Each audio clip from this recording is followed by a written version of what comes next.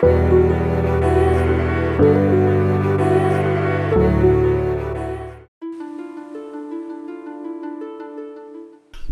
this is Michele Knight. This is the astrological update for Scorpio for the whole of January 2017. Excuse me not being in vision. I'm running around like a headless chicken post-Christmas. I've got people coming and going and all over the place. So I have retreated to my bedroom to record this for you. And Kathy will give you some beautiful visuals. Anyway, this is a fun-packed, intense, challenging and wonderful month with lots of positive. So one I think you can enjoy. Now let's start off on the first. Yeah, the first day of the year. Mars and Neptune are conjunct. Mars, your dear old friend, in a brilliant position for you. It's all about creativity, joyfulness. You're feeling bouncy and optimistic. Mars is making you feel very frisky as well, and Neptune's making you feel that you can love with your soul open. And this is sextiling the Sun, which is making you confident about what you've got to say. Now, Jupiter is also sextiling Saturn. This is a very important thing that's happening in the heavens. And for you, it's about creating financial security or stability through your spirituality or your creativity, or in fact your, what your soul is meant to do, whatever that is. You're also very psychic.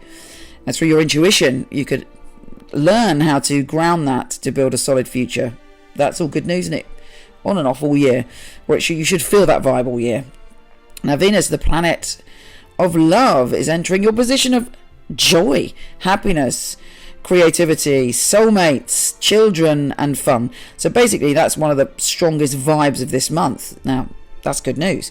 You're feeling particularly optimistic, particularly creative, particularly loving, and other people are drawn to you like moth to the flame.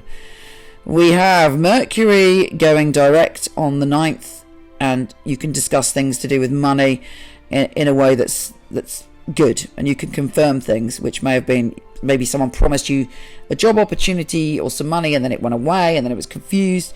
That's all better now. On top of that, on the 7th, I forgot to say that the Sun and Pluto are conjunct. Oh yeah, you are a powerhouse on the 7th, and you coming up with powerful ideas and people go, whew, who is that? Your power is very strong. On the 10th, if you include Ceres and Eris, there is a mystic rectangle. There's a great revelation coming to you about work, service to other people, your connection to your health and well-being. Tune in and listen to what the message from the universe is. It's an important one.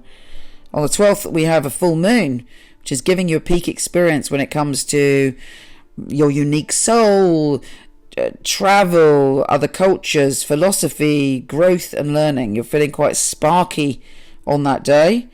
But do be a little bit cautious, as if you include Ceres and Eris and Vesta, we have a Cardinal Grand Cross. Now, I think these are important, particularly for women. It's an important time anyway. Venus is very strong at the moment. There's a great strength in feminine energy at the moment. And you can relate to that whether you're male or female. But these subtle goddess energies, or in some cases not so subtle, quite forceful and warrior-like, are making you confront something within yourself to do with your health and well-being, your spirituality and your boundaries.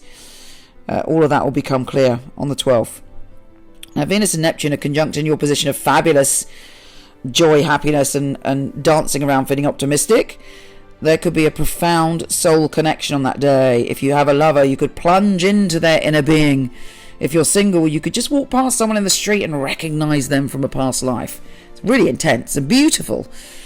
Mercury, which is direct, re-enters your position of communication, and you're like, yes, I am on it, I've got things to say, and you're quite forceful in what you've got to say, particularly as there's a grand fire trine on the 14th, which is making you commit to your career and have the energy to really, really go for it.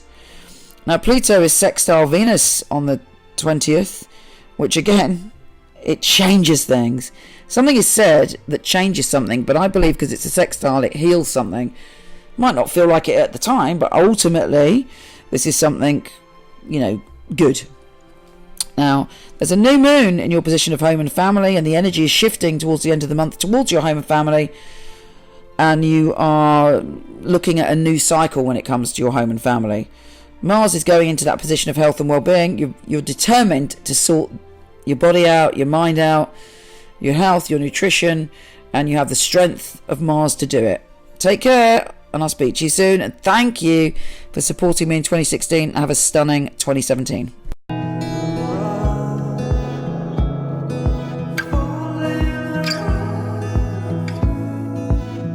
I'd love to say a really big thank you to everybody that voted for me in the Soul and Spirit Awards. I was blown away by the response, and I'm really humbled and touched to tell you that I won Best Loved Psychic, Best Loved Astrologer, and Best Spiritual Website. So thank you so much. As you may know, it's not easy to get a reading with me. I do them very sporadically, but I have a fantastic team of psychics who are brilliant. Here's a little 1 minute, because I know some of you complained about it being too long, 1 minute video about them. I like to class a reading as an oasis for the soul.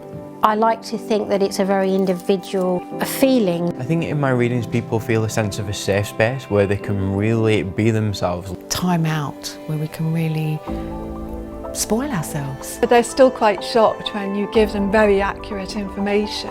When I get validations, it's amazing. I feel integrity is a huge part of it for me, because without that, I wouldn't be doing this work. It's about guidance.